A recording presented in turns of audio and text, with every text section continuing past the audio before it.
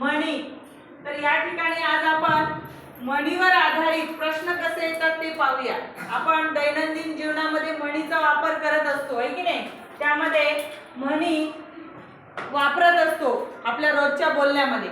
तर म्हणीवर आधारित पण प्रश्न येत असतात। तर हा एक प्रश्न घेऊया आपण या ठिकाणी। प्रश्न आहे, समोरील आकृतीत दडलेली म्हण शोधा व तिच्यातील 5वे अक्षर शोधा। आता या समोरच्या आकृतीमध्ये एक म्हण दिलेली आहे, त्याचे अक्षर मागे पुढे दिलेले आहे। ती म्हण शोधायची आणि त्या म्हणीमधलं 5वं अक्षर या 4 पर्यायापैकी आहे ते शोधायचे। तर यामधली म्हण कोण शोधतंय? हा, इयरिंग।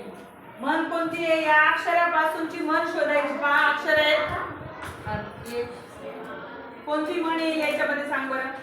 पळसाला पाने तीनच। हा, मुलांना सांग तिकडे बघून। पळसाला पाने तीनच। पळसाला पाने तीनच। बघा, पळसाला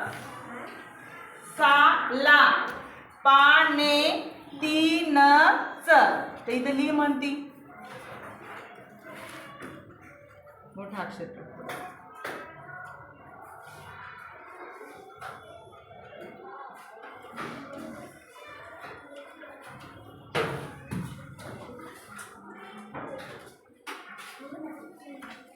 मी तुला रेषा ओढून देते त्याच्यावर नाही।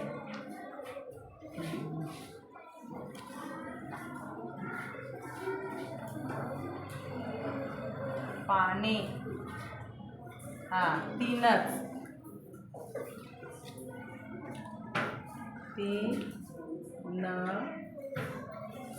हा, आता यामध्ये 5वं अक्षर कोणतं आहे? पा। खाली अंडरलाईन कर। हा, पा। पळसाला, पा हे 5वं अक्षर आहे। त्याचा पर्याय किती आहे? 3। तर अशा पद्धतीनं याच्यासाठी टाळ्या द्यायच्या सगळ्यांनी। याच पद्धतीचे अजून वेगवेगळ्या म्हणीवर आधारित प्रश्न विचारलेले असतात। कधी दुसरं अक्षर कोणतं आहे, किंवा कधी शेवटचं अक्षर कोणतं आहे, कधी सुरुवातीचं अक्षर कोणतं आहे, हे पण विचारलं जातं। तर यासाठी आपल्याला म्हणींचा जास्तीत जास्त अभ्यास करावा लागेल, म्हणी वाचाव्या लागतील, आहे की नाही? त्याचे अर्थ समजून घ्यावे लागतील। असे नवनवीन व्हिडिओ पाहण्यासाठी व्हिडिओला लाईक करा, शेअर करा, सबस्क्राइब करा। धन्यवाद।